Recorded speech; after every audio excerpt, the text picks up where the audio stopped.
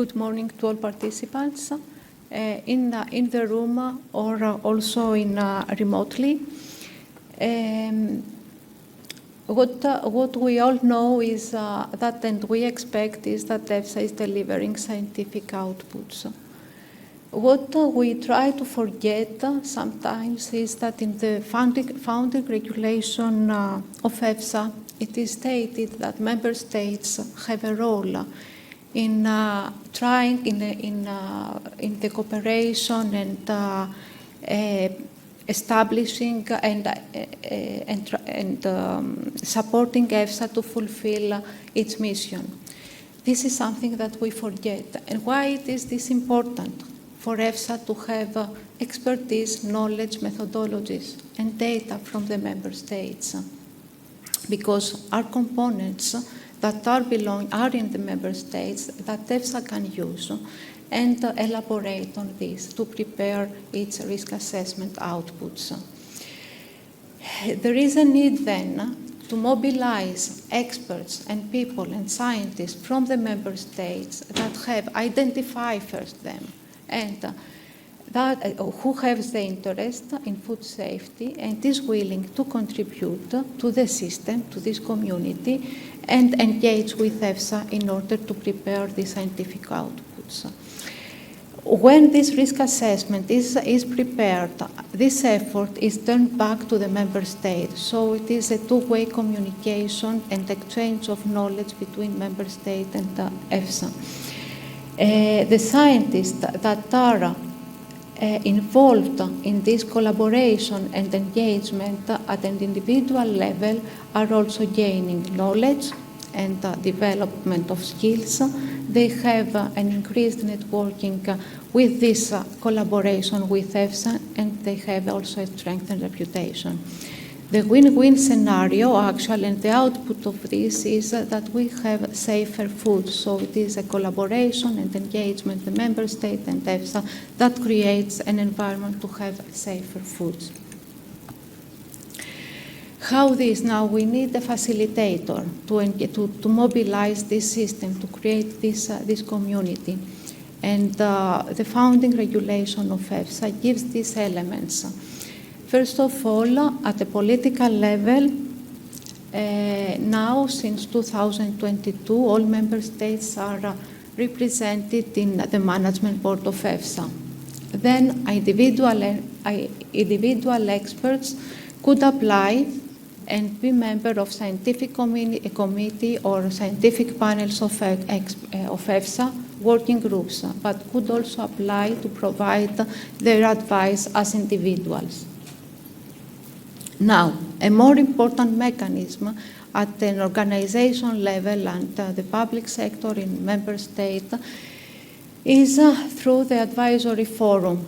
And this creates, in this advisory forum, you have heard it for sure, are representatives from organizations that have tasks similar to EFSA and are important because their objective, they establish a mechanism to bring knowledge to EFSA, to bring expertise, to bring resources, to shape a bit the work program in order to avoid having duplication of work.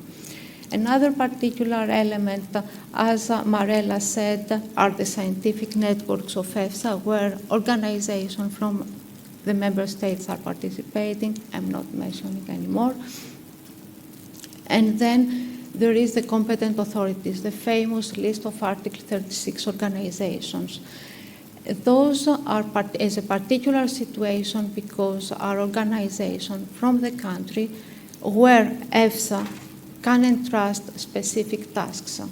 And this task could be either a preparation of a draft opinion that then it goes to the panel of EFSA to be discussed and adopted, but could be a supportive work or even the preparation of data. In order to bring this into function, there is a node here, actually. There is the node of the focal point. The focal point is has a supporting role to the advisory forum. And a lot of work is done in order to identify expertise at the national level and to bring several opportunities for engagement with EFSA. And exactly this was explained in another way by Marella in the creation of the communities. I mentioned before the Article 36 organization. Article 36 organizations are nominated at national level. We have actually 30 in the list now 13 organizations. There is an open invitation to other organizations to come and join this network of organizations, but also organizations that are already in the list to expand their competencies, to elaborate more, to bring more expertise in the system. I implied it before that we are a node, as a focal point we are a node. Our mission, however, it describes it. We are connecting hub between EFSA and the different actors at national level. We have a particular operation framework. We are working in 5 sectors, in 5 thematic areas, one of which is engagement and collaboration and partnership, highlighting the importance that this element has for EFSA. Focal points since 2023 are having a framework partnership agreement, and we are signing specific agreement. We have principal activities and tailor-made activities. And in this slide, you can see the financial envelope, the financial investment made by EFSA every year for this network of organization of focal points. I'll give an emphasis to the tailor-made activities. Why? Because it's a new kind of projects that could bring visibility to ideas from the member state to EFSA to have a project. Proposals could come from the focal point, from the organization hosting the focal point, could also be from EFSA or other organizations outside the hosting organization of the focal point, in our case, E.F.E.T. What is the particularity in this case? In this case, the agreement is between the focal point organization and EFSA, and this creates also some limitations. The limitation is that if there is a proposal from another organization at national level, this proposal should be in line with the needs and priorities of our organization, because we are the ones responsible for the execution of the task, and we cannot easily go outside our remit. The idea of the tailor-made activities from EFSA's point of view was to provide some stimulus to start the work from the member states, and the direction is to bring projects that have a short direction. Of course, there is a ceiling budget for the budget, and all proposals submitted by focal points are going under evaluation from EFSA and the advisory forum. But it is a nice way to create a condition for a better engagement within the country, but also with different countries. An example of this activity was mentioned also earlier, was the scientific conference that we have organized last year and was related to One Health. It was a high-level conference. It was the first conference that we have organized after COVID, and there was this need to start talking and bringing together different institutions from the public sector and not only from other institutions as well, to create a first interaction on the very important topic on One Health. And this was also taken very positive remarks after the event. What other opportunities for collaboration we bring to the member state? As I mentioned before, we are the connecting hub. So the way that we communicate at national level most is via emails. We try to collect information. We collect information from public sector, but also from Arctic 36 organization. And the information that we are interested in is plans, risk assessment plans, or projects related to risk assessment and the food chain that are within EFSA's remit.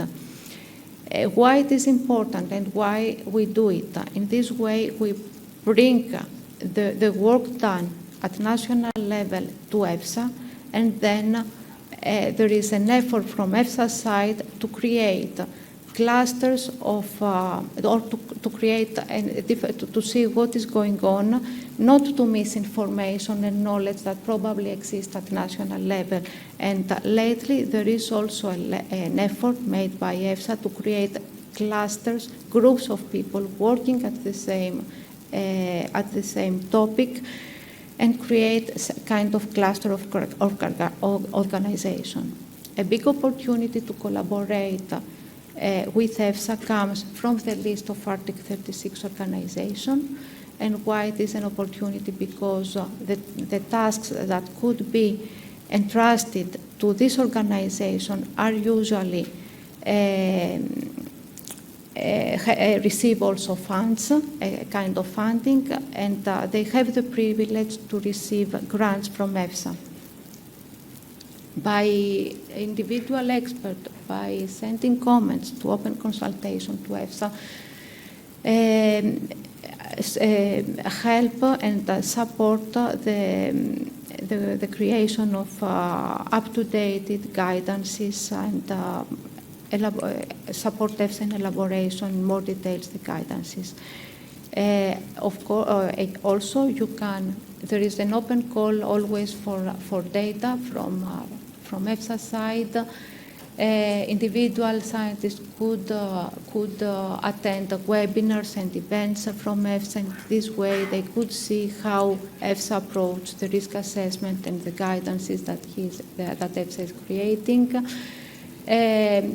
Also, there are open call for experts, and the last important one are call for proposals for funds, grants, or procurement. And in this particular case, apart from disseminating this information at national level, we also have a role, and we try to support the identification of partners for creation of consortium.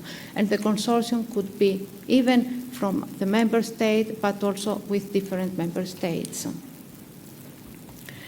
For those that are more interested, very interested to the work program of EFSA and the funds that EFSA will offer to member states next year, we invite you to attend an online event that EFSA will held the 6th of December. To attend this event, registration is needed. And to give you a first flavor of the high level, at a very high level, of the topics that probably will come up with a specific call for proposals, is here. Covers several disciplines, and would be interested to attend this meeting. I would like also to bring to the audience attention the call for proposals that is launched this week from EFSA, is the fellowship program of EFSA, the EUPHORA. This is a very good opportunity to create a culture for risk assessment, because the fellows are mid-career scientists. The project works with the creation of the consortium. You have on one side the fellow sending organization, and on the other side you have the hosting organization, and this should be in different countries. The program has a theoretical part, but the fellowship, at a part of this, the fellow has hands-on experience in the hosting organization. The duration of the project is of 1 year, and here is the budget for its project. For those that are already familiar and applied for the U4 previous years, this year we have two new elements. The first one is an additional deliverable. This will be a preparation of kind of a video or a narrated presentation, a short one, which will be saved in a particular library. And the second element, which is very important, is that EFSA proposed a table 18 mini projects that could be taken from the organizations. It is not obligatory that the consortium of the organization will bring a proposal related to this project. It is not mandatory. Other ideas could come. Here are presented the topics to have a very quick look on the topics for projects proposed by EFSA, and actually are showing what are the data gaps at EFSA and items that could be of interest. The topics are cover different disciplines and could also be desktop work or creation of data, laboratory work. In the preparation of this consortium, we have a very active role, and interested organization can ask the support of the focal point at their national level. Here is a very quick presentation of the successful consortium from Greek organizations since 2022. You see that there are three organizations hosting as hosting site, while these last years we have none fellow in this scheme of program. The last thing that I would like to mention is that as a focal point, we have another engagement event with Article 36 organization, limited only to those, on the 12th of December.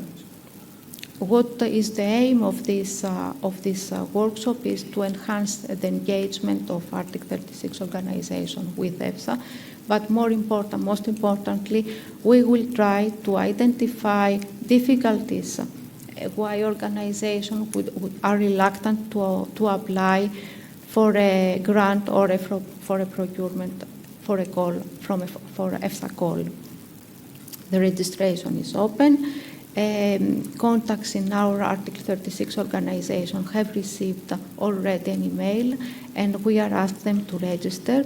And online, the registration is online, and we also invite them to reply to a very short survey that it is together with the registration form to help us moderate better the discussion and the identification of the issues and challenges that they are facing. I would like to thank you for your attention, and I would like to mention a particular thanks to Fotini Tsoumanika that we are working together. This was not my work. She is actually the focal point, and we are trying to engage and bring this need at national level together. Thank you.